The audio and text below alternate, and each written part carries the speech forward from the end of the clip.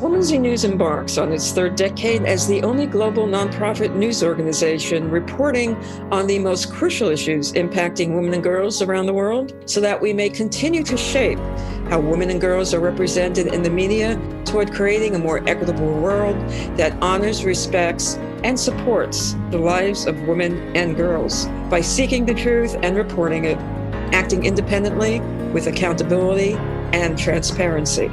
Thank you for tuning in.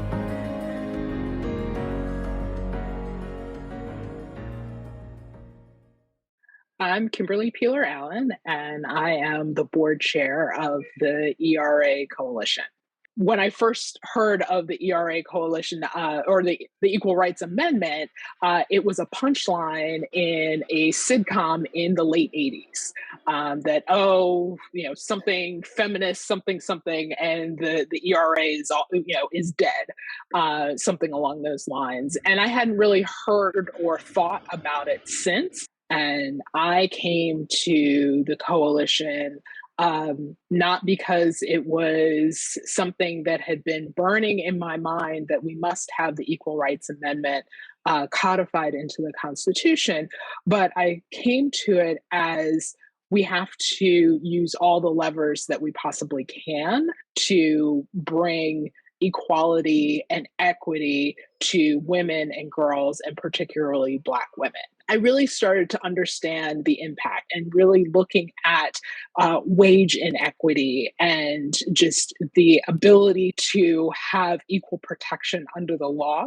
And, you see all of these laws that really address gender in very specific ways. They have to really articulate gender coverage. Because the Equal Rights Amendment is not in the Constitution. You have to have rulings coming out of the Supreme Court, like the Bostock decision, that protects gender expression and transgender rights because the Equal Rights Amendment is not in the Constitution. And the important thing about the Equal Rights Amendment, it's not just women, it is you cannot discriminate because of sex. So it can be looked at from the man's perspective, where men historically, up until probably the last 10 years, were not given family leave when when their spouse or their partner had a child. They were not given that paid leave. They would have to use their vacation time, but it was not seen as something that men should do to take time off to be with their growing families. The same thing goes for women. Pay equity, paid family leave. There are all sorts of things around our autonomy and our ability to really exercise our full potential in our society that the Equal Rights Amendment will support, affirm, emphasize, and give government and the legal process something to lean against and say, you cannot discriminate. You have to pay equitably. You have to make sure that all people are protected from domestic violence and cannot be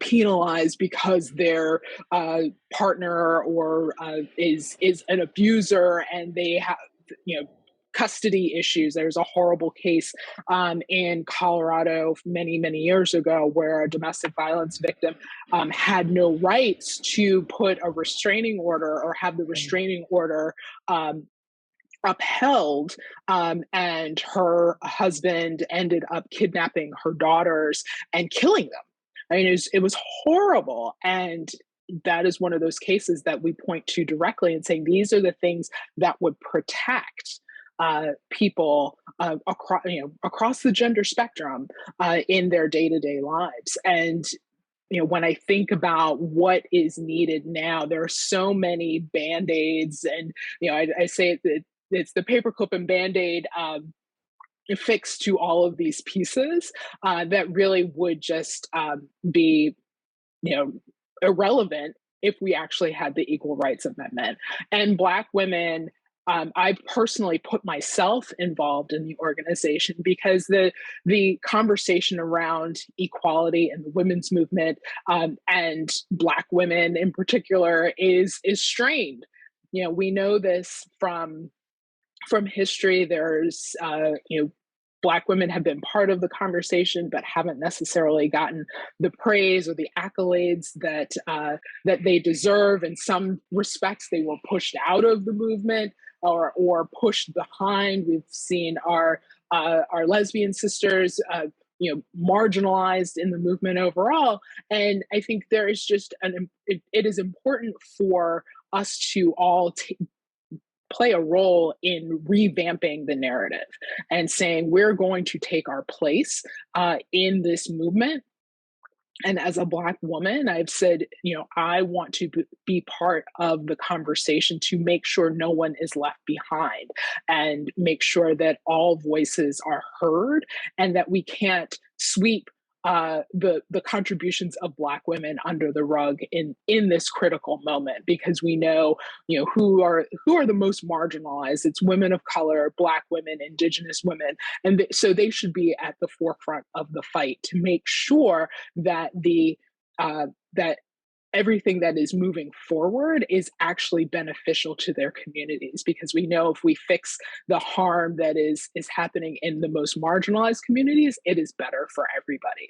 So that's how I came to this work, why I continue to do this work. I see it as an opportunity to use yet another lever to make sure that Black women and their families and their communities not just survive in this country, but actually thrive and achieve the promise that America has given to all of us in our founding documents.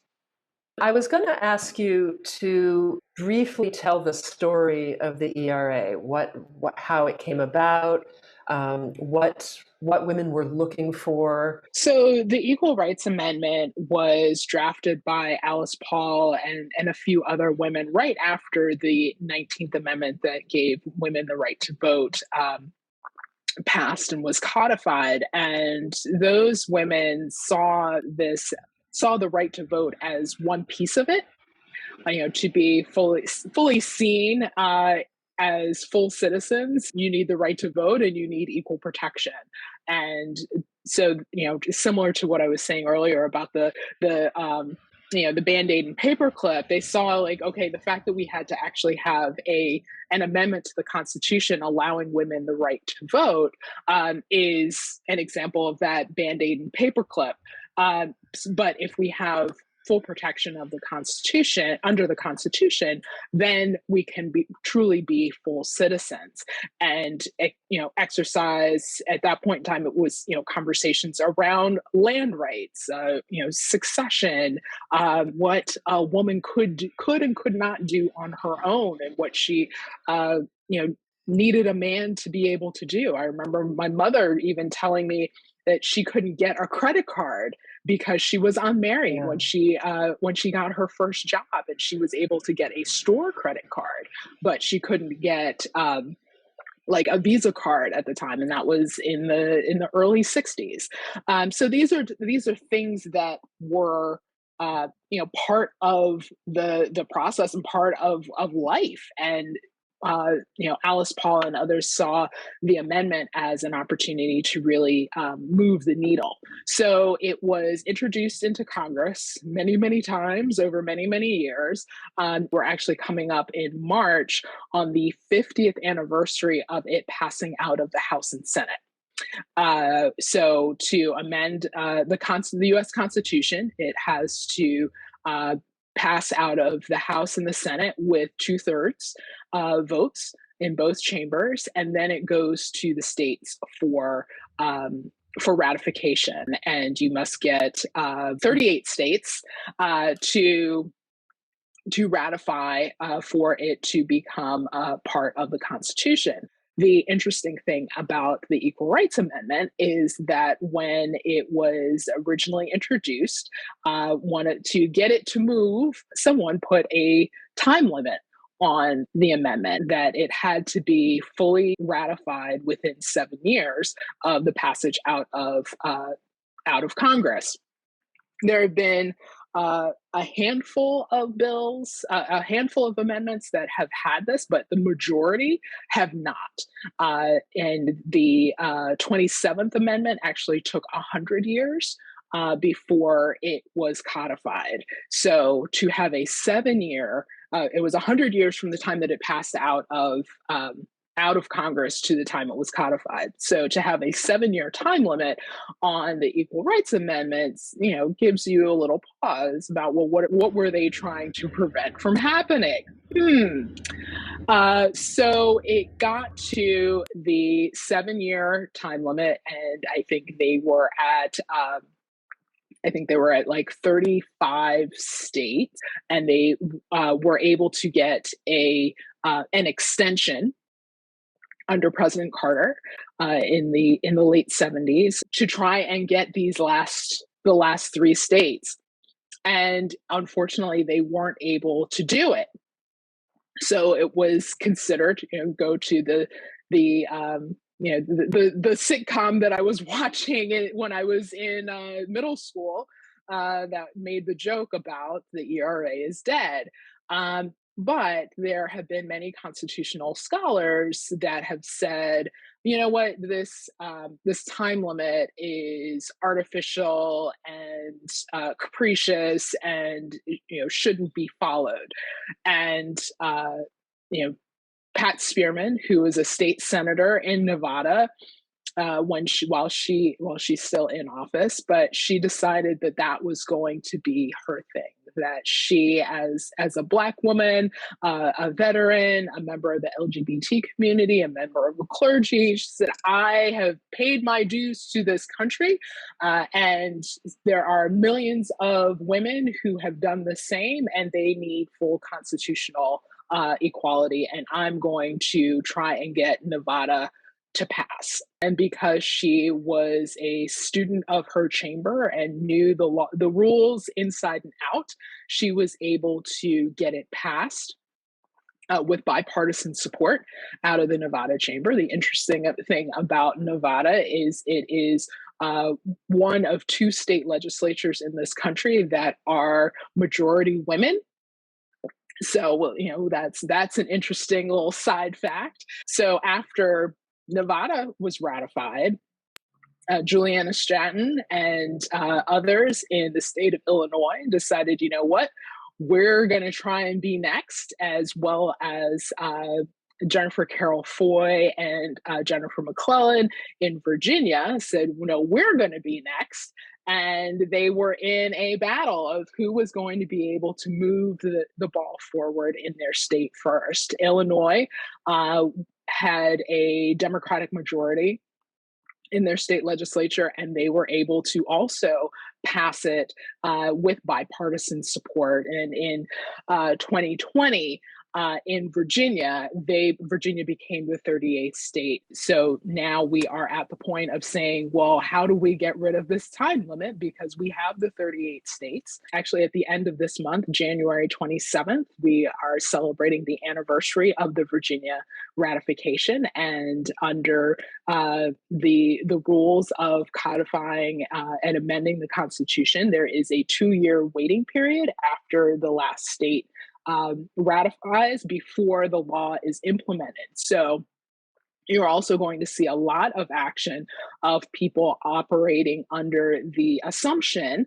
that the Equal Rights Amendment has been codified because it has been ratified by 38 states and is the law of the land. So I think in some states, we will definitely see some things change. And we are already seeing some states prepare by going through just their statutes and looking at the gendered language and of the statutes and what are the ramifications of removing that gendered language. What are the inferences? How does this change not just we're referring to everyone as he, but what are the other things that are tied to male members of our country that they now have to make open to women as well. So it is a fascinating place of where we are, and so many of the women and men and allies who have been championing this, not just in Nevada, Illinois, and Virginia, but there are other states that have not ratified. There are states that are saying, you know what, the Equal Rights Amendment is the floor. We want to, expand this even more to make it even more explicit that you cannot discriminate against anyone because of their sex or gender expression, and or sexuality or sexual preference, being very explicit in that language. There's things they're calling them the expanded ERA. So there's a lot of movement in this space.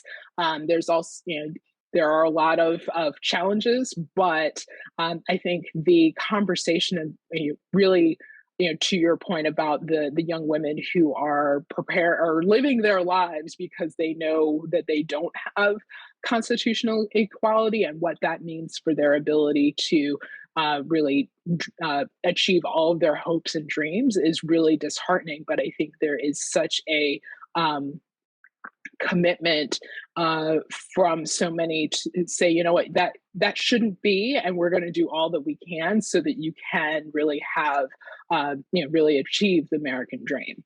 I'd like to talk a little bit about what the purpose of the ERA Coalition is, and how it's effective to have people under this umbrella. The goal of the coalition is to create a big tent where we can exchange information about what's happening at the states, what's happening at the federal level, and then also be able to amplify the work of each other, as well as the work of the coalition, because we know many hands make light work. So the more organizations and individuals we have as part of the coalition, the louder we can become.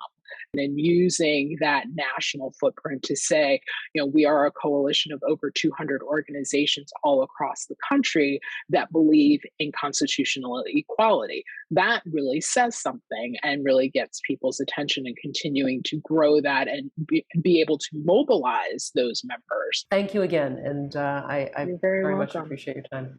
Okay, have a great day. And you too. I'll let you know when it becomes journalism. Thank you. Fantastic. Okay. Thank you. Bye-bye. Take care. Bye. Thank you for tuning in to the Women's E-News podcast. If you like what you've heard, please subscribe. And to learn more about Women's E-News, please visit us at womensenews.org.